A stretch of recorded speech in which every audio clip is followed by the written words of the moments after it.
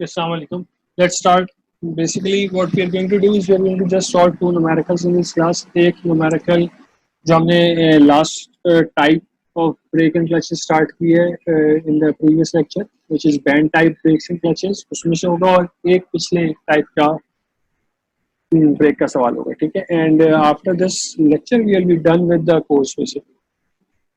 तो very quickly going through कि हम कौन से टाइप की ब्रेक की बात करें. We are talking about a band type brakes and clutches, जिसके अंदर basically this is very similar to externally contracting brakes and clutches, but instead of having brake shoes on the outside we have a flexible band. Band के अंदर हम tension produce कर सकते हैं, and because of this tension friction produce होती है between the drum and the band, और the drum can stop and the wheel can stop. This has been used in several applications. For example, this is the bicycle brake choosing the band type system. ठीक है. इसको solve करने के लिए this is the schematic that we discussed in the previous lecture. इसके अंदर what we need to understand is one thing is very very important, and there are actually two factors which we need to discuss. एक जो है वो ये है कि आपके पास जो ब्रेक होगी, that brake will we have two parts. ठीक है, दो पार्ट्स होंगे. एक ड्रम है और उसके ऊपर से एक बैंड गुजर रहा है. जो बैंड आपके ड्रम के ऊपर से पास हो रहा है, तो जितना एंगल वो आपके ड्रम के ऊपर कवर कर रहा है ना, दैट एंगल इज फाई. इतने एंगल तक वो in contact with the drum. इसके बाद वो ड्रम से अलग हो जाता है, in the tangent direction separate out होता है. तो phi is an important angle for us. ठीक है, we will use this in our numericals as well, calculation में यूज होता है. और दूसरी जो चीज है वो आपके जो दो एंड्स आपके बैंड के बाहर आ रहे हैं ड्रम से, those have tensions in them, और दोनों में डिफरेंट टेंशन होती है बिकॉज आपके पास throughout this contact region आपके पास सब जगह पे फ्रिक्शन है. ठीक है, और इस फ्रिक्शन को we need, because of this friction आपके पास जो टेंशन है ना दोनों एंड्स पे चेंज हो रही होती है. तो हम टेंशन किस तरीके से लेते हैं, किस एंड में कौन सी टेंशन लेंगे. हमने दो टेंशन के सिंबल्स अज्यूम किए हुए हैं, P1 एक P2 है. P1 is actually more than P2. हमेशा हम ज्यादा वाले को P1 देते हैं. और कौन सी साइड में ज्यादा टेंशन होगी, जो साइड ऑपोजिट है रोटेशन के. This can you can think of this intuitively as well कि ये ऑपोजिट डायरेक्शन में जा रहा है, और यहाँ पे जो फ्रिक्शन यहाँ, क्योंकि देखिए ड्रम स्लिप भी हो रहा है. ठीक है, तो अगर ड्रम इस क्लॉकवाइज डायरेक्शन में जा रहा है तो आपके पास इस साइड में फोर्स कम होगी, बिकॉज इस डायरेक्शन में जो टेंशन की डायरेक्शन है उसी डायरेक्शन में स्लिपिंग भी हो रही है. तो इधर थोड़ी सी रिलैक्सेशन मिलेगी आपके बैंड, इधर ऑपोजिट डायरेक्शन में एक्ट कर रहा है. ठीक है, तो फॉर एग्जांपल एक चीज हो सकती है, फ्रिक्शन की डायरेक्शन इधर इस तरीके से, इधर इस तरीके से. तो this friction is actually supporting P2. तो P2 का जो मैग्नीट्यूड है रिड्यूस होगा. इधर friction is opposite to P1, तो टेंशन का मैग्नीट्यूड इंक्रीज हो. तो हमें देखना ही होता है कि ड्रम की रोटेशन के ऑपोजिट वाली साइड होती है, उसको P1 कहते हैं, दूसरी वाले को P2 कहते हैं. ठीक है, फिर हम आते हैं अपने फोर्स एनालिसिस की तरफ. तो फोर्स एनालिसिस में हमारे पास बेसिकली क्या होता है, हमने समेशन इफेक्ट, समेशन एफआई किया, उससे in a very small differential element, उससे हमारे पास एक रिलेशनशिप निकल के आई between the two and for tensions P1 P2 की, that is P1 upon P2 equals to exponential F phi. F is the friction coefficient and phi is the angle जिसपे आपका बैंड कांटेक्ट में आ रहा है. ठीक है, और this angle needs to be taken in radians, because इसमें कोई ट्रिग्नोमेट्रिक रेशियो नहीं यूज हो रहा, डायरेक्टली एंगल यूज हो रहा है, तो उसको रेडियंस में. और P1 is more than P2. ठीक है, this we have talked about this. एक और चीज होती है कि sometimes instead of giving you the force you might be given the pressure, क्योंकि बैंड टेंशन में है तो वो टेंशन की वजह से एक प्रेशर एक्सर्ट करेगा आपके ड्रम के ऊपर, that we are referring to as small p. ठीक है, स्मॉल p प्रेशर और कैपिटल P टेंशन. ठीक है, तो रिमेंबर द डिफरेंस. तो हमने एक रिलेशनशिप फाइंड कर ली थी प्रेशर की अपनी टेंशन के साथ, क्योंकि tension capital P is changing everywhere, तो कैपिटल P एंड हर लोकेशन पे डिफरेंट है, तो हर लोकेशन पे प्रेशर भी डिफरेंट होगा. मैक्सिमम प्रेशर कहाँ पे होगा, जहाँ पे P मैक्सिमम है, टेंशन मैक्सिमम है. Maximum tension is P1 lowest tension is P2. The maximum pressure is at the location of P1 and the minimum pressure is at the location of P2. तो आपको questions के अंदर sometimes you will B given the maximum pressure PA, और आपको maximum pressure पता हो उससे आप P1 निकाल सकते हो। और अगर P1 आ जाती है तो हमने अभी जो P1 और P2 की रिलेशनशिप देखी थी, इससे P2 भी निकल आएगा। Once I have both of them, then I can actually calculate the braking torque from this relationship here. ठीक है, तो ये तो बेसिक मैथ्स हो गई। एक सवाल हमने किया था इसका पिछली क्लास में, I am not going to go through this, you should look at the previous lecture to look at this. ठीक है, अभी जो मैंने सवाल करना है, it is this problem similar to basically जो हमने अभी एक एनिमेशन देखी थी ना, उससे सिमिलर है कि एक लेवर है, उसके ऊपर आप एक फोर्स एक्सर्ट कर रहे हैं, उसकी वजह से टेंशन प्रोड्यूस हो रही है बैंड में, and the tension causes the drum to stop. ठीक, क्वेश्चन के अंदर में गिवन क्या क्या है? क्वेश्चन के अंदर हमें फ्रिक्शन कोएफिशिएंट F गिवन है, मैक्सिमम फोर्स F 400 गिवन है, तो this is not a tension, tension इधर एक्ट कर रही है, उन्होंने F दी है, and we need to somehow use this F to calculate the tensions here. Band के विड्थ B दी है, B यूज होता है प्रेशर के रिलेशनशिप में। अगर प्रेशर यूज नहीं हो रहा आपका कहीं पे, तो विड्थ का कोई काम नहीं, हमारे केस में विड्थ का कोई रोल नहीं होगा, हमें टेंशंस निकालनी है और टॉर्क निकालना है, तो we need to find P1 P2 and then T, that's a problem. ठीक है, अप्रोच क्या होगी हमारे पास? अप्रोच ये होगी कि सबसे पहले हमें इस लेवर को सॉल्व करना पड़ेगा, क्योंकि ये लेवर स्टैटिक इक्विलिब्रियम में होगा, तो what will be able to do is will be able to solve summation, let's label this end as O, will be able to solve summation MO equals to 0। ठीक है, and इसमें F आ जाएगा, और जो यहाँ पे बैंड की tension है वो टेंशन आ जाएगी। तो सबसे पहले काम ये करते हैं कि देख लेते हैं कौन से एंड में P1 है, कौन से एंड में P2 है। ठीक, तो इस साइड पे एक फोर्स एक्ट कर रही होगी और इस एंड में भी एक फोर्स एक्ट कर रही होगी। ठीक, इस साइड पे रोटेशन की ये सेंस ऑफ रोटेशन है, इधर ये सेंस ऑफ रोटेशन, तो ऑपोजिट वाली साइड जो होती है दैट इज P1, और जिस साइड पे सेंस ऑफ रोटेशन P के सेम होती है दैट इज P2। सही, free part of the band, जब भी कोई फ्री केबल या वायर ऐसी होती है, फ्री होती है, उसके अंदर टेंशन सेम रहती है, तो दोनों एंड के ऊपर सेम टेंशन अप्लाई होगी, और tension always acts away from the point, जिस भी पॉइंट के ऊपर टेंशन ले रहे होंगे उससे बाहर की तरफ एक्ट कर रहे हो, तो इस पॉइंट के ऊपर P2 जो है that is acting away from this point, like this is also P2। तो अगर मैं O के ऊपर मोमेंट लेता हूं तो I will be able to say कि F times this entire moment arm which is 325, इसका मोमेंट क्लॉकवाइज है और P2 का मोमेंट एंटी क्लॉकवाइज है, दिस इज नेगेटिव, P2 का moment is positive times moment arm is 100 equals to 0. I can find out P2 from here. okay, P2 इधर से निकल आएगा मेरे पास, और फिर P2 जब मेरे पास आ जाएगा तो मुझे ये रिलेशनशिप यूज करनी है, और इस रिलेशनशिप को यूज करके फिर मुझे P1 निकालना है। अब इस रिलेशनशिप में मुझे F पता है बट मुझे फाई नहीं पता, तो मुझे फाई निकालना पड़ेगा इस पर्टिकुलर केस में।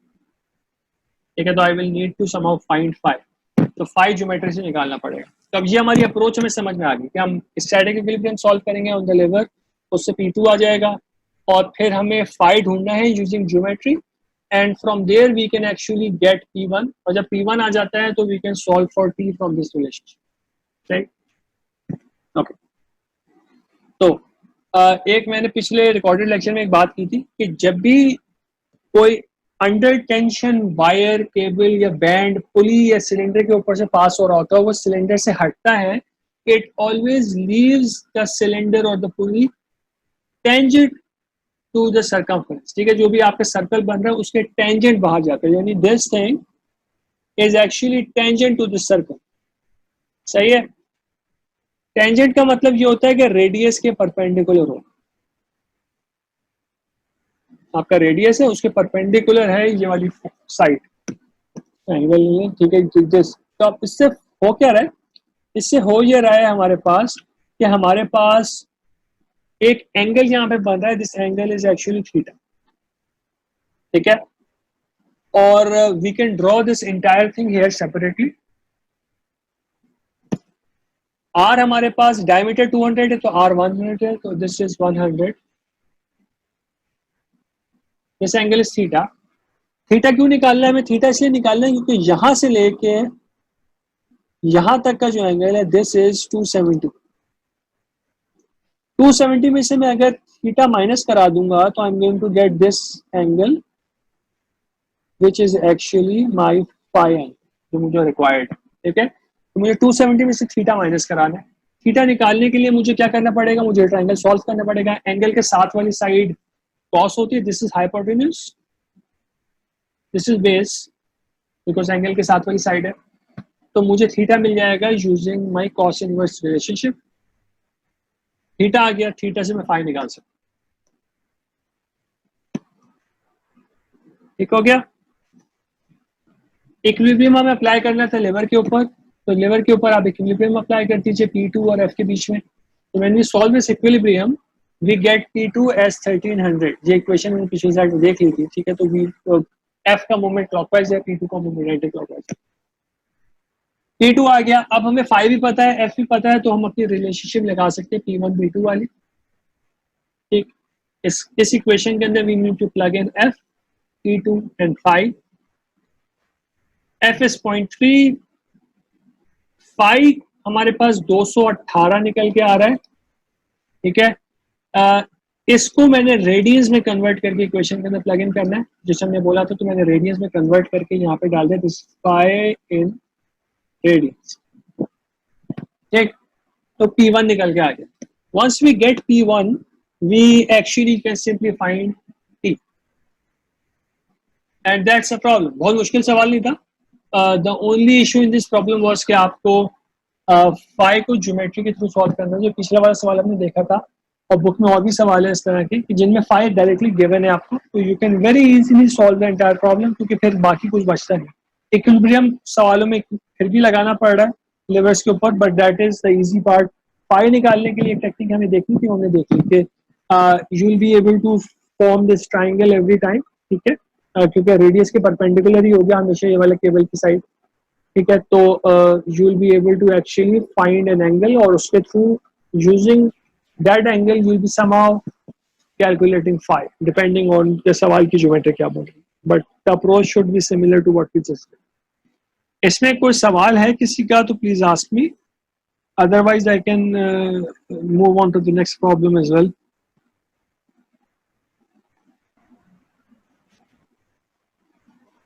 सर ये फाई कैसे निकला सर, ये वापस बता दें.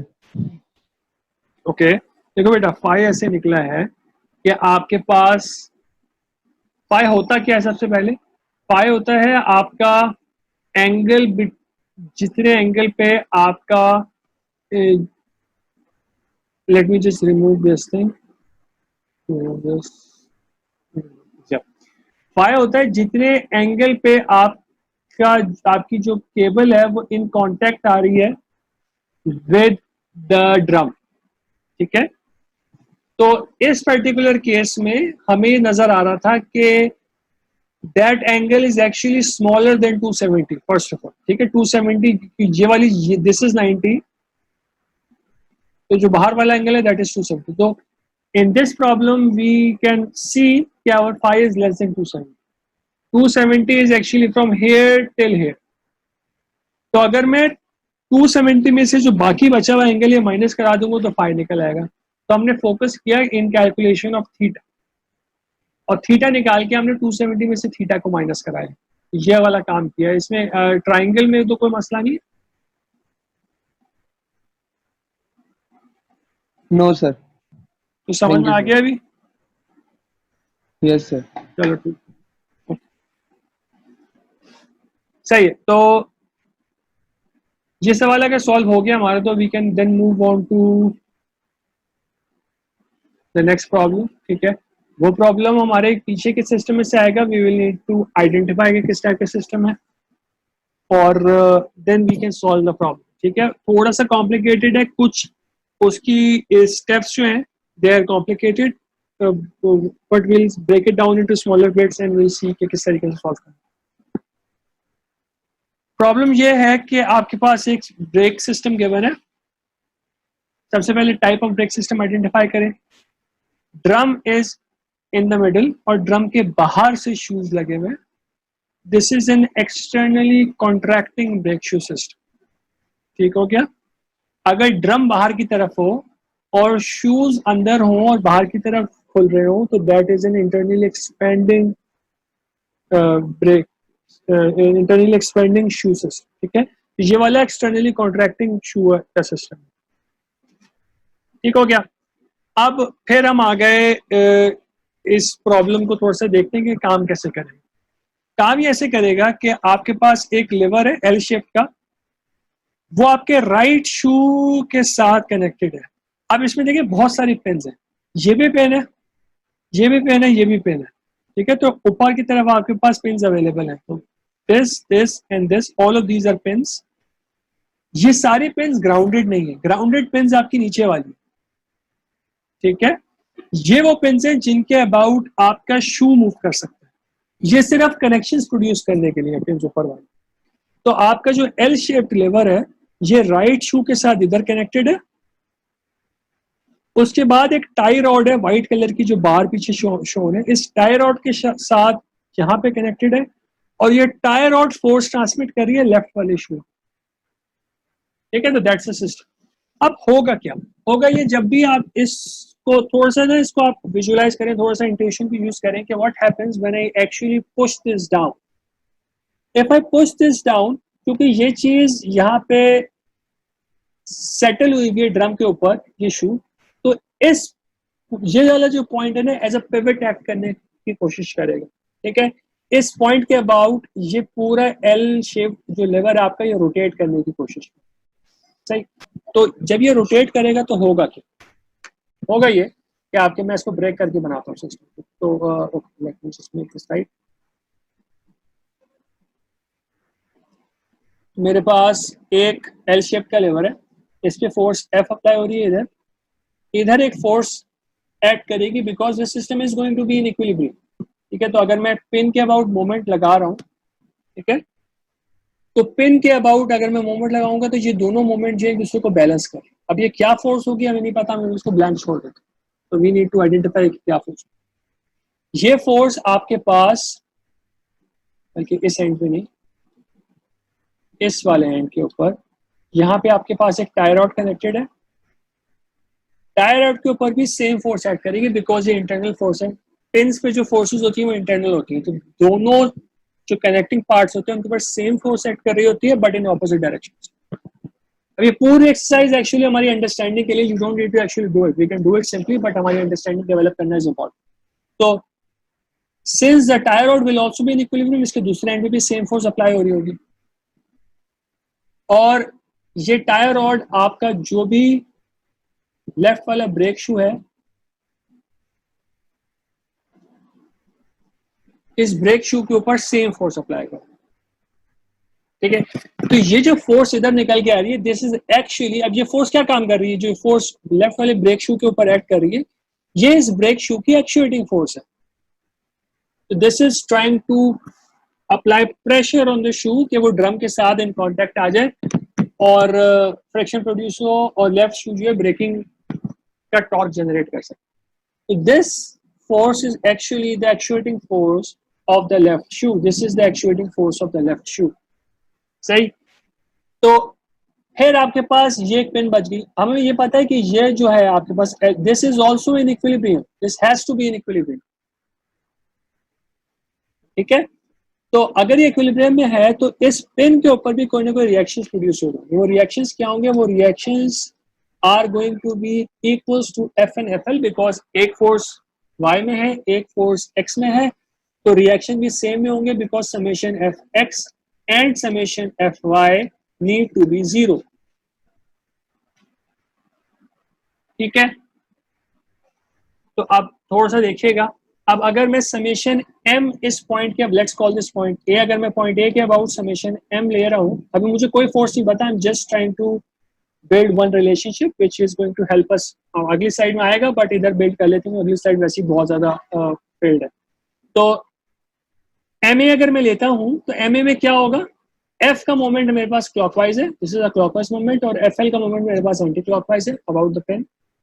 तो minus F times its moment arm which is 16 plus F L times its moment arm which is 4 equals to 0। तो आपके पास बेसिकली एक रिलेशनशिप आई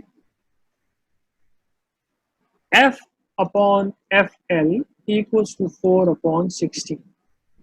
ठीक है, अभी मैंने क्यों निकाली इस चीज को, बस अभी आप याद रखिए, अगली स्लाइड में हम स्कीमेटिक बनाते हैं, उससे you are going to get this thing कि this actually helps us in calculating the resultant reaction. यहाँ पे जो रिजल्टेंट रिएक्शन आ रहा होगा ना ए के ऊपर, रिजल्टेंट जो आ रहा है ये निकालने में हमें हेल्प करेगा। तो रिजल्टेंट रिएक्शन क्या आ रहा है ए के ऊपर, एक फोर्स एफ है, एक फोर्स एफ एल है, ठीक है, बल्कि this should be the opposite, this is F L, this is F. जो रिजल्टेंट मेरे पास निकल के आ रहा है, दैट रिजल्टेंट, इसका एंगल थीटा कितना होगा, tangent theta is equals to F upon F L which is 4 upon 16। तो थीटा हम जो है टेंजेंट इनवर्स से निकाल सकते हैं। तो just remember this is going to come up in the next slide. तो अभी हमें एक जो चीज और पता करनी है, मुझे पता करनी है कि हमें लेफ्ट वाली जो शू है उसकी तो एक्चुएटिंग फोर्स पता चल गई, राइट शू के ऊपर एक्चुएटिंग फोर्स क्या होगी? जी बेटा ऐसा, ये आपने जो अभी एंगल का बनाया है हाँ वो डायग्राम में बनाकर दिखाया तो जरा कहाँ पड़ेगी? बता देता हूँ। देखो डायग्राम में आपके पास इस पिन के ऊपर रिएक्शन प्रोड्यूस हो रहा है ना, तो इस पिन के ऊपर दो फोर्सेस लग रही है, एक फोर्स है एफ एल, एक फोर्स है this is F L and this is F. ठीक है, तो बेसिकली मेरे पास क्या हो रहा है,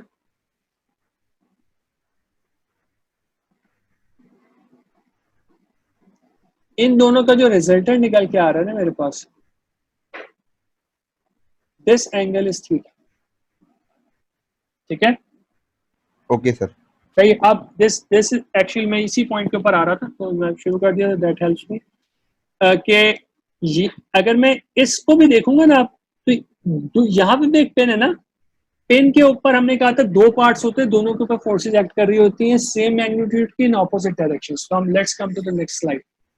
ये मेरा लेवर था, ये मेरे लेफ्ट और राइट शूज है।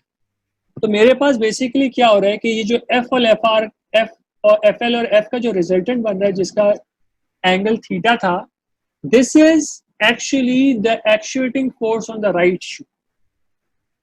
You get this point now? क्योंकि पेन है ना, पेन के ऊपर सेम मैग्नीट्यूड की फोर्स एक्ट कर रही है ऑन बोथ द पार्ट्स, आपके लिवर के ऊपर और शू के ऊपर सेम फोर्स एक्ट कर रही है जिसका मैग्नीट्यूड है, ये पहले हमने फोर्स को लेबल नहीं किया था, अब हमने उसको लेबल कर दिया एज एफ आर। तो force is F are and that force is actually now at an angle theta. अब इस प्रॉब्लम में मसला क्या है? इस प्रॉब्लम में मसला ये है कि अभी तक हमने जो भी सवाल किए थे एक्सटर्नली कॉन्ट्रैक्टिंग और इंटरनली एक्सपेंडिंग शूज के, उसमें भी made a very simple assumption. हमने सवाल किए दो शूज के साथ भी हमने सवाल किए, एक शू के साथ भी हमने सवाल किए हैं, चार शूज के साथ भी, but we always said in the case of multiple shoes हम कहते थे कि फोर्स सेम है, सेम एक्चुएटिंग फोर्स अप्लाई हो रही है सारे शूज के ऊपर। That helped us a lot. ठीक है, तो अब ये वाला कॉन्सेप्ट अप्लाई नहीं हो पाएगा, तो अब हमारे दोनों शूज के ऊपर सेम फोर्स अप्लाई नहीं हो रही, डिफरेंट फोर्स अप्लाई हो रही है। ठीक, तो दोनों फोर्सेस के लिए मैग्नीट्यूड भी चेंज है, दोनों के मोमेंट आर्म भी चेंज है। ठीक है, तो लेफ्ट वाली जो फोर्स है हमारे पास, उसका मोमेंट आर्म तो बहुत आसान है, because the moment arm is from this side इस पेन तक का परपेंडिकुलर डिस्टेंस। तो दिस परपेंडिकुलर डिस्टेंस, ये सेम लाइन ऑफ एक्शन आ रहा है, this is 4 + 12 + 12 comes out to be 28 mm। तो लेफ्ट साइड का जो perpendicular distance है from the pin of the actuating force is CL equals to 28 mm। ये चीज आसान है, होपफुली समझ में आ गई होगी, नहीं समझ में आई तो प्लीज रोक के मुझसे पूछ लो। जो राइट वाला शू है ना उसमें मसला है, राइट वाले शू, क्योंकि राइट वाले शू एंगल के ऊपर है, उसकी फोर्स निकालना is not easy. This is the most difficult part of the problem. इससे आगे का काम आसान है, इसके आगे का काम एग्जैक्टली सेम है जो हम करते हुए आ रहे हैं। ठीक है, तो this is where we actually need to work एक तो ये वाला कॉन्सेप्ट था कि दोनों फोर्सेस ऑपोजिट डायरेक्शंस में एक्ट कर रही हैं, मतलब ऑपोजिट मतलब एंगल के ऊपर एक्ट कर रही हैं, दोनों सेम फोर्स नहीं है, डिफरेंट मैग्नीट्यूड्स हैं, और ओरिएंटेशन भी दोनों फोर्स से डिफरेंट है। अगर ओरिएंटेशन डिफरेंट है तो जाहिर है सी भी दोनों का डिफरेंट हो। तो राइट वाली फोर्स का सी जो है परपेंडिकुलर डिस्टेंस होता है ना, तो परपेंडिकुलर डिस्टेंस इज दिस, ये वाला जो डिस्टेंस। अब ये डिस्टेंस मुझे चाहिए। अब ये डिस्टेंस निकालने के लिए what I can do is I can make a schematic here. अब ये स्कीमेटिक को हम समझते हैं पूरा, मैंने पूरी स्कीमेटिक बना दी, but let's just understand what this is. इसको समझने के लिए what you need to see here is कि आपके पास जो पिन का परपेंडिकुलर, पिन का जो डिस्टेंस है ना सेंटर से लेके, दैट इज 3, और जो एक्चुएटिंग फोर्स का सेंटर से डिस्टेंस है दैट इज 5। सही है? तो मेरे पास जो गैप यहाँ पे प्रोड्यूस हो रहा है ना पिन ऑफ द शू और जिस पिन के ऊपर आपकी फोर्स अप्लाई हो रही है, that distance is actually 2 inches. ठीक है, वो ये यहाँ पे मैंने ड्रॉ किया 2 इंचेस। ठीक है, एक तो ये चीज आ गई। फिर हमारे पास जो हाइट है एक्चुएटिंग फोर्स की from the pin that is 12 + 12, तो that is 24, that is also shown here. सही, हमें निकालना है सीआर। सही, तो सीआर निकालने के लिए मुझे क्या करना पड़ेगा, मुझे एक ट्राइंगल सॉल्व करने पड़ेगा which is this triangle here. तो दिस इज 90 डिग्रीज, क्योंकि ये जाहिर है एफ आर के, this is F R, F R का परपेंडिकुलर डिस्टेंस है सी आर, तो this angle has to be 90 degrees. तो मुझे ये वाला ट्राइंगल सॉल्व करना है which is this triangle here. मैं उसके वर्टिसेस हाईलाइट कर देता हूँ। तो this triangle right here, I need to solve this triangle. इस ट्राइंगल को सॉल्व करने के लिए मुझे, ये मेरे पास यहाँ पे एक छोटा सा ट्राइंगल बन रहा है विच इज दिस ट्राइंगल। इस ट्राइंगल में से ये डिस्टेंस माइनस कराना पड़ेगा, जो वर्टिकल डिस्टेंस आ रहा है ना, क्योंकि मुझे टोटल डिस्टेंस तो पता है 24 है, उसमें से अगर मैं ये वाला डिस्टेंस माइनस करा दूं, लेट्स कॉल दिस y, तो मेरे पास ये साइड आ जाएगी विच इज x। सही, x आ गई। ये एंगल 14 डिग्रीज क्यों है, क्योंकि एफ आर का हॉरिजॉन्टल से जो एंगल है, तो this is, there are 2 lines, एक लाइन एफ आर की है, एक लाइन x की है, इनके परपेंडिकुलर्स का भी सेम एंगल होगा। We have talked about this so many times कि अगर मैं 2 लाइनें लूं और फिर उनके परपेंडिकुलर्स ले लूं, उनके बीच में एंगल सेम रहता है। तो this is F are, this is horizontal, इनके बीच में एंगल 14 है। एफ आर का परपेंडिकुलर इज सी आर और एक्स का परपेंडिकुलर इज वाई, तो दिस इज वाई। तो वाई और सी आर के बीच में भी जो एंगल होगा that is also going to be 14 degree. ठीक, तो अगर मैं किसी तरीके से ये x निकाल लेता हूं, then I can actually find out C R. That's the issue है। ठीक, तो अब y कैसे निकलेगा। अब आप इस छोटे से ट्राइंगल को देखिए, ये साइड 2 है, दिस एंगल इज 14, तो व्हाट इज y, टेंजेंट की रिलेशनशिप लग जाएगी। तो y is equals to 2 tangent 14। तो मैं अगर 24 में से 2 टेंजेंट 14 माइनस करा दूंगा तो मेरे पास x आ जाएगा। x आ गया, तो मेरे पास ये ट्राइंगल बन रहा है। इस ट्राइंगल में ये बेस है, ठीक है, ये उसका हाइपोटेन्यूज है। ठीक है, तो cos is equal to base upon hypotenuse, base is equal to hypotenuse times cos, तो CR is equal to x times cos 14 and we get CR।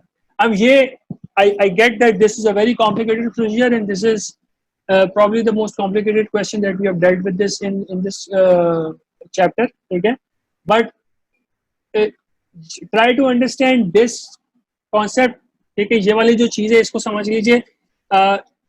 इससे बहुत ज्यादा different you don't need to worry about कि कोई बिल्कुल ही different तरीके से सवाल सॉल्व करने को आ जाएगा, ऐसा नहीं होगा। तो if you get the concepts used in this problem you are good. तो इस सवाल को अच्छे से समझ लीजिएगा, इससे हम बहुत ज्यादा डिविएट नहीं होंगे अगर हम कुछ सवाल देते हैं तो। आई एम नॉट सेइंग ये सवाल आएगा, it's a fairly complicated problem, but what I am saying is कि this you don't need to worry about कि ये नया कॉन्सेप्ट आ गया तो बहुत कोई बिल्कुल ही फ्रेश चीज आपको एग्जाम में मिल जाएगी, ऐसा नहीं होगा। ठीक है, तो अब let's just step back and see कि हमने क्या कर लिया। हमने कर ये लिया है कि हमने रिलेशनशिप निकाल ली है एफ एल की एफ के साथ। तो हमने कहा था कि F upon F L is equal to 4/16, question पढ़ ले, क्वेश्चन तो हमने अभी तक पढ़ा ही नहीं है, ये वी डोंट नो कि क्वेश्चन में क्या गिवन है। क्वेश्चन में हमें गिवन है friction coefficient F, face fit P, levitating shoe pressure, this is the maximum pressure in the system. ठीक है, हमें मैक्सिमम फोर्स निकालनी है अप्लाइड ऑन द लेवर, और टॉर्क कैपेसिटी निकालना है कि जो दोनों शूज का कंबाइंड टॉर्क कितना हो। This is what we need. ठीक है, तो in order to proceed from here, what do we need to do? We need to find out कि कौन सा वाला आपका शू है जो कि सेल्फ एनर्जाइजिंग है। तो अब if now we go back to the old scheme of things, अगर हमारे पास दो शूज होते हैं और हमें मैक्सिमम प्रेशर पता होता है, तो हम ये देखते हैं कौन सा शू सेल्फ एनर्जाइजिंग। जो शू सेल्फ एनर्जाइजिंग होता है उसके ऊपर मैक्सिमम प्रेशर अप्लाई करते हैं, उससे हम फोर्स निकाल लेते हैं। ठीक है, तो हम पहले हम फोर्स निकालते थे F, वही फोर्स दूसरे शू पे भी अप्लाई हो जाती थी। अब क्या होगा, हम मैक्सिमम प्रेशर से FL निकालेंगे, FL से F निकालेंगे, F से फिर FL और F के कॉम्बिनेशन से हम FR निकाल लेंगे, और FR से सॉल्व करके फिर हम राइट वाला शू को सॉल्व करेंगे। This is a similar approach that we have done so far. ठीक है, कॉन्सेप्ट अब चेंज नहीं है, बहुत similar concept. I want to just very quickly go back and revise the formulas ताकि आपको पता होगा हमें क्या क्या पैरामीटर्स चाहिए होते थे ना। तो let's just go back and see कि हमारे पास एक्सटर्नल सिस्टम में क्या क्या चाहिए होता था। तो एक्सटर्नल कॉन्ट्रैक्टिंग शूज के अंदर MF और MN के ये फॉर्मूला होते थे, जो मोमेंट्स बन रहे हैं फ्रिक्शन एंड नॉर्मल फोर्स के। प्रेशर चाहिए, फ्रिक्शन चाहिए, वेट चाहिए, रेडियस चाहिए, थीटा ए चाहिए, थीटा 1 थीटा 2 चाहिए। हमने थीटा की अभी तक कोई बात नहीं की, तो we need to talk about thetas. ठीक है, रिमेंबर दिस। दोनों शू के ऊपर प्रेशर डिफरेंट होगा, तो जो भी सेल्फ एनर्जाइजिंग शू है उस पर मैक्सिमम प्रेशर ले लेंगे, दूसरे का प्रेशर हमें निकालना पड़ेगा। Once we find the pressures on both shoe, then what we can do, we can actually go ahead and apply the formula for torque on both the shoes, और total torque जो होता है वो दोनों का सम हो जाए। बस ये अप्रोच है हमारी which we need to do. अच्छा, एक चीज और, you can directly solve these integrals in the calculator। हम बोलते हुए आ रहे हैं, you don't need to worry about कि आपको हाथ से करके दिखाना पड़ेगा कैलकुलेटर में। make sure you practice how to solve this thing in a calculator so that you can solve this thing fast। ठीक, तो इसको प्लीज प्रैक्टिस कर लीजिएगा।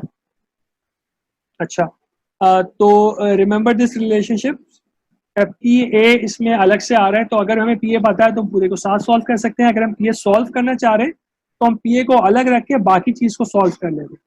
ये हम पहले करते हुए आ रहे हैं, जस्ट रिवाइजिंग दिस। हमारे पास जो एक्चुएटिंग फोर्स होती है उसके दो फॉर्मूले होते हैं। सेल्फ एनर्जाइजिंग का फॉर्मूला माइनस के साथ आता है और नॉन सेल्फ एनर्जाइजिंग का फॉर्मूला प्लस के साथ आता है। तो अब हमारे पास एक्चुअली एक शू सेल्फ एनर्जाइजिंग होगा, एक शू नॉन सेल्फ एनर्जाइजिंग होगा, और अब हमारे पास फोर्स डिफरेंट है। तो एक तरफ FL और CL अप्लाई हो रहा है, दूसरी तरफ FR और CR अप्लाई हो रहा है। ठीक है, तो just remember this. So let me just directly jump in.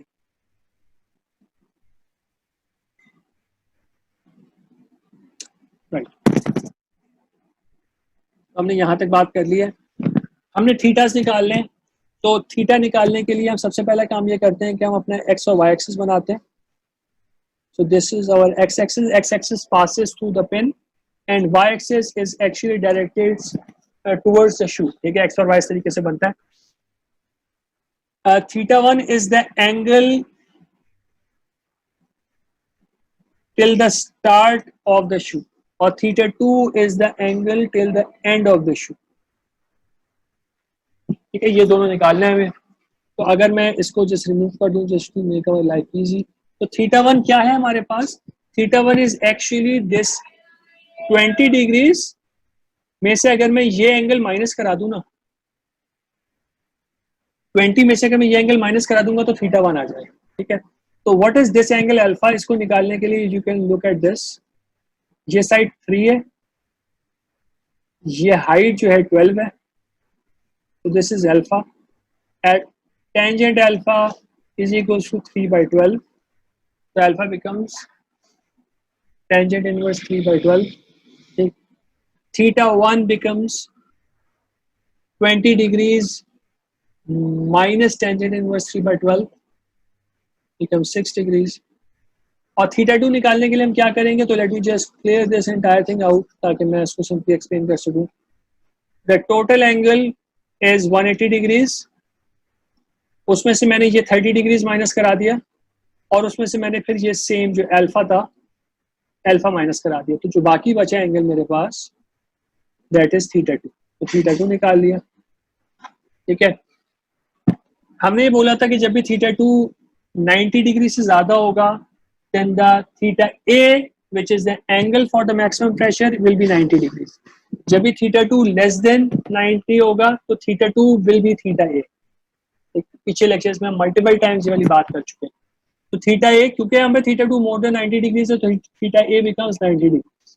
सही है, अब थीटा 1 पता चल गया, थीटा 2 पता चल गया। अब आई कैन एक्चुअली फाइंड आउट कि मेरा कौन सा शू जो है वो सेल्फ एनर्जाइजिंग है। ठीक है, तो फॉर दैट उसके लिए हम क्या करते हैं, हम अपने फोर्सेस फाइंड करते हैं। अच्छा, एक चीज और रह गई थी, A is the radial distance of the pin from the centre of the drum. ठीक है, दिस इज ए निकाल लें। एनीवेज, तो अब हमने निकालना है कि हमारे पास कौन सा शू सेल्फ एनर्जाइजिंग है। उसके लिए हम क्या करते हैं, हम नॉर्मल फोर्स और फ्रिक्शन फोर्स को ड्रॉ कर लेते हैं, right, and from there we can actually search for कि कौन सा शू सेल्फ एनर्जाइजिंग है। एक पॉइंट हमें याद रखना होता है कि जब भी जो नॉर्मल फोर्स की डायरेक्शन होती है that is from the side of the drum to the shoe. तो अगर आपका ड्रम बाहर की तरफ है और आपका शू इंटरनल है तो the normal force acts like this, लेकिन अगर आपका शू बाहर है और आपका ड्रम इंटरनल है then the normal force acts like this. ठीक है, तो since this is externally contracting shoe तो आपकी नॉर्मल फोर्स बाहर की तरफ एक्ट कर रही है, अगर इंटरनली कॉन्ट्रैक्टिंग होता तो नॉर्मल फोर्स अंदर की तरफ एक्ट कर। ठीक है, तो let's just search for self energising system, कौन सा वाला शू है। बिफोर दैट मीटिंग का टाइम एंड हो रहा है तो let's please rejoin so that we can continue the problem. थोड़ा सा काम रह गया, we can quickly finish this thing, so let's please rejoin. Right, तो अब हमें देखना ये है कि कौन सा वाला शू सेल्फ एनर्जाइजिंग है। सेल्फ एनर्जाइजिंग का तरीकेकार ये है चेक करने का, as we have done in the previous problems. हम ये देखते हैं फ्रिक्शन का मोमेंट और नॉर्मल फोर्स का मोमेंट, इन दोनों की सेंस ऑफ रोटेशन सेम है कि नहीं। अगर डिफरेंट हो सेंस ऑफ रोटेशन, यानी एक क्लॉकवाइज हो और एक एंटी क्लॉकवाइज हो, then we say that shoe is self energising. Different होना जरूरी है। तो अब राइट शू पे देखें, राइट शू की पिन ये है, this is the pin. Pin के ऊपर नॉर्मल फोर्स की रोटेशन, जो नॉर्मल फोर्स है इसकी सेंस ऑफ रोटेशन ये आ रही है। ठीक है, फ्रिक्शन फोर्स है इसकी सेंस ऑफ रोटेशन भी यही आ रही है, बोथ और क्लॉकवाइज। ये दोनों की सेंस ऑफ रोटेशन क्लॉकवाइज बन रही है। ठीक है, तो ये तो सेल्फ एनर्जाइजिंग नहीं हो सकता। दूसरे वाले शू को देखें, दूसरी वाली पिन ये है, नॉर्मल फोर्स इसकी sense of rotation anti clockwise है, friction is on the left side, तो उसको मैं अलग करके बना देता हूँ ताकि आप लोगों को ज्यादा मुश्किल नहीं हो समझने में। तो this is your friction force, इसकी सेंस ऑफ रोटेशन जो आ रही है दैट इज क्लॉकवाइज। ठीक है, तो एक एंटी क्लॉकवाइज है नॉर्मल फोर्स और फ्रिक्शन क्लॉकवाइज है। तो हमारा लेफ्ट वाला जो शू है ना दैट इज सेल्फ एनर्जाइजिंग। ठीक है, left shoe is self energising. तो सेल्फ एनर्जाइजिंग शू का जो फॉर्मूला होता है that is mn minus mf upon c। ठीक है, तो जो हमारी एक्सर्टिंग फोर्स का फॉर्मूला होता है F equals to mn minus mf upon c। अब इस केस में सेल्फ एनर्जाइजिंग शू में हमारे जो PA है that becomes your maximum pressure in the system, जो क्वेश्चन में गिवन था। एवरीथिंग एल्स इज नोन, हमने जो भी mn और mf के फॉर्मूले देखे थे इंटीग्रल वाले, उसमें हमें सब कुछ पता है, theta 1, theta 2, theta a, b, PA, r is actually 10 inches given here। ठीक है, सब कुछ पता है, आप उस पूरे इंटीग्रल को डायरेक्टली कैलकुलेटर में सॉल्व कर सकते हैं। That results are those results are given here. ठीक है, mn और mf ये आपको चेक करना पड़ेगा but they are directly calculator पे करने वाली चीज है। CL हम निकाल चुके हैं। ठीक है, तो FL you are going to find out from this relationship. FL आ जाएगा, जब FL आ जाएगा तो FL यूज करते हुए we can find out F। हमने कहा था F upon FL is equals to 4/16, तो हमारे पास F आ गया। और जब F आ गया तो हमने कहा था कि हमारे पास FL और F का जो पाइथागोरियन सम है that is going to be F R. तो हम पाइथागोरस थ्योरम से एफ एल और एफ एट को ऐड कर देंगे तो हमारे पास एफ आर भी आ जाएगा। ठीक हो गया। तब हमें जब एफ आर पता चल गया तो हमें राइट शू की फोर्स पता चल गई। तो we now know the force acting on the right shoe, ये वाली जो फोर्स थी ना, we now know the magnitude of F R. Left shoe पे हमें प्रेशर पता था, हमने उससे फोर्स निकाली, और राइट शू पे हमें फोर्स पता है, उससे प्रेशर निकालेंगे। This is the same approach that we have done in the previous problem. Different क्या है? डिफरेंट ये है कि पिछले प्रॉब्लम्स में एफ सेम था, अब हमें बीच में एक स्टेप ऐड करना पड़ गया जिससे हमने एफ एल से एफ आर कैलकुलेट कराया। Overall approach is the same. Left self energising shoe में प्रेशर पता था, उससे फोर्स निकाल ली, और नॉन सेल्फ एनर्जाइजिंग शू में हमें फोर्स पता है, उससे हम प्रेशर निकाल लेंगे। जब हम प्रेशर निकाल देंगे then we will be able to actually find the torque. तो let me just show you the formula for torque for one more time, ताकि हम इसको जो है हमें मसला नहीं। तो टॉर्क का ये फॉर्मूला होता है। टॉर्क के फॉर्मूले के अंदर हमें क्या क्या चीजें चाहिए? हमें चाहिए friction factor, pressure, weight, radius, theta 1, theta 2, theta A. Left shoe पे हमें सब कुछ पता है including the pressure. Right shoe पे हमें प्रेशर नहीं पता, तो हमें राइट शू का प्रेशर निकालना पड़ेगा। Then we can solve for torque on the left side and the right side, और फिर दोनों के टॉर्क को ऐड करा देंगे to actually get the total torque in the system.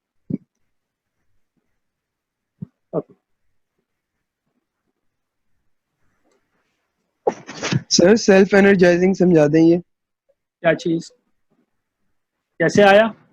Self energising self energising कैसे आया? क्या नहीं सर, होता है? ये सर होता क्या है सर ये इससे पहले भी समझ में नहीं आया था। अच्छा ठीक है बेटा। बेटा सेल्फ एनर्जाइजिंग जो चीज होती है आपकी, और वो ये होता है कि आपका शू सेल्फ लॉक कर सकता है कि नहीं कर सकता, यानी कि वो ब्रेक अपने आप को खुद एनर्जाइज कर सकती है ड्यूरिंग द रोटेशन। ये अप्लाई होने के बाद can it stay there without an actuating force? That is the condition for self energising. तो उसका तरीकेकार ये होता है कि आपके पास जो भी सेल्फ एनर्जाइजिंग का फॉर्मूला आ रहा होता है, तो let me go to my whiteboard. तो बस सेल्फ एनर्जाइजिंग का जो फॉर्मूला है,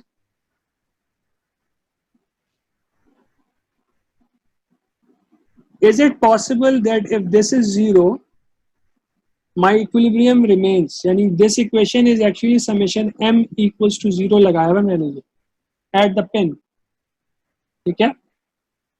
तो अगर मेरा m n basically this is m n equals to m f हो जाए तो मेरी कंडीशन सेल्फ लॉकिंग हो जाती है, यानी कि मेरा सिस्टम फिर सेल्फ लॉक कर जाएगा। एक दफा ब्रेक अप्लाई हो गई तो फिर मैं बेशक एक्चुएटिंग फोर्स हटा दूं, my system is going to stay self locked, ठीक है। तो this is what self energizing is। self energizing का मतलब ये होता है कि ब्रेक अपने आप को खुद पावर कर रही है। you don't need an external force to actually apply the brake। Check जो उसका होता है वो ये होता है कि mn और mf ऑपोजिट डायरेक्शन में एक्ट करना चाहिए। सेल्फ एनर्जाइजिंग सिर्फ इस वाले केस में वैलिड हो सकती है। दूसरा जो फॉर्मूला है ना सेल्फ एनर्जाइजिंग का, वो सॉरी दूसरा फॉर्मूला ये बन सकता है फोर्स का, ये वाला। अगर मेरे दोनों मोमेंट सेम डायरेक्शन में होंगे, दोनों का साइन सेम हो जाएगा, प्लस प्लस हो जाएगा। इस केस में देयर इज नो कंडीशन के एफ जीरो हो जाए, because M N plus M F cannot be zero, because these are just magnitudes. Minus sign हमने ऑलरेडी केटर कर लिया है मोमेंट की डायरेक्शन। तो अगर मेरा एम एन और एम एफ दोनों का की डायरेक्शन सेम है तो मेरा एफ का फॉर्मूला ये वाला बनता है, दिस वन जो मैंने अभी लिखा है। In this case, it is not possible that system can self-lock. So this system cannot be self-energizing. Only when you have minus here, because Mn minus Mf can be zero, only in this condition your system can self-lock. Only in this condition can your system be self-energizing. और ये minus sign क्या show कर रहा है? ये minus sign ये show कर रहा है कि Mn की डायरेक्शन कोई और है और Mf की डायरेक्शन कोई और है। तो हमने सिर्फ ये चेक करना होता है कि Mn और Mf इनकी डायरेक्शन सेम है कि ऑपोजिट है। अगर इनकी डायरेक्शन ऑपोजिट है देन माइनस साइन वाला फॉर्मूला यूज होगा, then your system can be self energising. अगर दोनों की डायरेक्शन सेम है देन प्लस वाला फॉर्मूला यूज होगा, विच मीन्स के सिस्टम सेल्फ एनर्जाइजिंग हो ही नहीं सकता। ठीक है, तो this is hopefully this clears it out. समझ में आ गया बेटा? Yes sir, yes sir.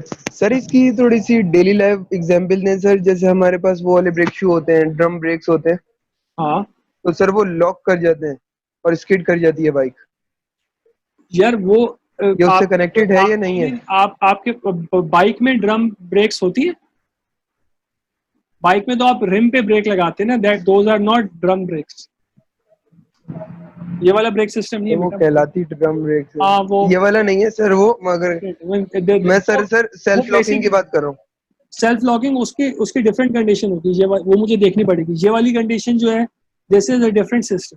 ठीक है, आपके पास देखो दो Okay, चीजें, मैं इसको ड्रॉ करके बताता हूँ आपको। आपके पास ठीक है, तो दिस इज द रिम। ठीक है, इस तरह का रिम है। जो आपकी बाइक होती है उसकी ब्रेक इधर एक्ट कर रही होती है, ठीक है, साइड में रिम। या फिर कोई डिस्क ब्रेक होगी तो इधर सेंटर में डिस्क लगी होगी, उस पर एक्ट कर रही होगी। ठीक है, इधर एक्ट कर रही होगी। These are axial brakes. ठीक है, क्यों? क्योंकि अगर आप इसको मैं साइड व्यू देखूं ना, तो साइड व्यू में आपका टायर ऐसे है और आपकी ब्रेक यहां पे एक्ट कर रही है। इस ब्रेक का भी एक्सिस सेम है। आप दोनों साइड में ब्रेक लगा सकते थे चाहते तो, आप कंप्लीट डिस्क भी बना सकते थे, बट हमने उस कंप्लीट डिस्क का सिर्फ एक छोटा सा पार्ट लिया है। बाइक के अंदर इस जो आपके रिम के ऊपर ब्रेक लग रही होती है, इसको रिम ब्रेक कहते हैं, but this is actually technically a type of a disc brake, because axial brake की टाइप है। क्योंकि इसका जो एक्सिस है ना वो सेम है। सेम एक्सिस के अबाउट अगर आप एक एनुअलिस रिंग में, अगर मैं पूरा एक यहाँ पे कंप्लीट, अगर मैं इसको इस तरीके से बनाऊं, तो एक इट इज पॉसिबल कि मैं कंप्लीट रिंग ऑफ ब्रेक ले लूं जो कि पूरा प्रेस हो रहा, but we don't, this is unfeasible. तो हम एक पार्ट ले रहे होते हैं इसमें। ठीक है, जो हम कॉन्सेप्ट अप्लाई कर रहे हैं that applies on top here. हमारे वाला ब्रेक शू यहां पे एक्ट कर रहा है। ठीक है, ऊपर से हम फोर्स अप्लाई कर रहे हैं एक्सटर्नली कॉन्टैक्ट। तो this is not something we do in a bike. Internally expanding shoe ये होता है कि आपका शू अंदर से बाइक पे एक्ट कर रहा हो। That is also not what we are doing. ठीक है, तो बाइक वाले शू का सेल्फ लॉकिंग कंडीशन कोई और होगी।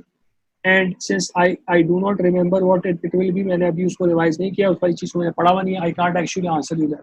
ठीक है, तो जो हमारा वाला सिस्टम है that Okay, sir. Apply to the bike. हमारे वाला सिस्टम डिफरेंट। ठीक हो गया? तो बेसिकली क्या हो रहा है, हमारे पास फोर्स आ गई, तो हम राइट साइड के ऊपर what we can then do, हमें पीए निकालना है, तो हमें एमएन और एमएफ को इन टर्म्स ऑफ पीए निकालना पड़ेगा, क्योंकि हमें पीए नहीं पता। हमने जो एमएन और एमएफ का फॉर्मूला देखा था उसमें पीए को छोड़ दीजिए, बाकी पूरी इंटीग्रल को सॉल्व कर लीजिए एमएन और एमएफ को। एफ आर का फॉर्मूला आपको पता चल जाएगा, उससे आपको पीए निकालना पड़ेगा। दिस इज एक्चुअली पीए, मैं लिखना भूल गया था। तो दिस इज एफ आर हमें पता है, सी आर हमें पता है, एम एन और M F are a function of P A खाली अननोन है, बाकी जो कांस्टेंट टर्म्स है वो हमें पता है। सब कुछ उसी तरफ ले जाएं सिवाय पीए के, पीए कैलकुलेट कर लीजिए। वंस यू गेट पीए, हमें टॉर्क के फॉर्मूले में अब सब कुछ पता है दोनों शूज के लिए, तो आप टीएल और टीआर दोनों निकाल सकते हैं। अगेन इंटीग्रल है, इनफैक्ट टीआर टी का इंटीग्रल ऑलरेडी सॉल्व हुआ है, आपको फॉर्मूले के अंदर सब कुछ प्लग इन करना है। प्लग इन कीजिए, टीएल और टीआर निकालिए, total torque is the sum of the two torques and you get what we need basically। हमें टॉर्क निकालना था, हमने टॉर्क निकाला। ठीक है, तो जी एसन इसमें ये बता दो पीए मैक्सिमम प्रेशर कहाँ पर लगाना, ये समझ नहीं आ रहा। नहीं आपने लेफ्ट में लगाया, राइट में लगाया, क्यों? देखो पीए जो है ना, हर शू का अपना मैक्सिमम प्रेशर होता है। इफ यू रिमेंबर, हमने पी की रिलेशनशिप ली थी,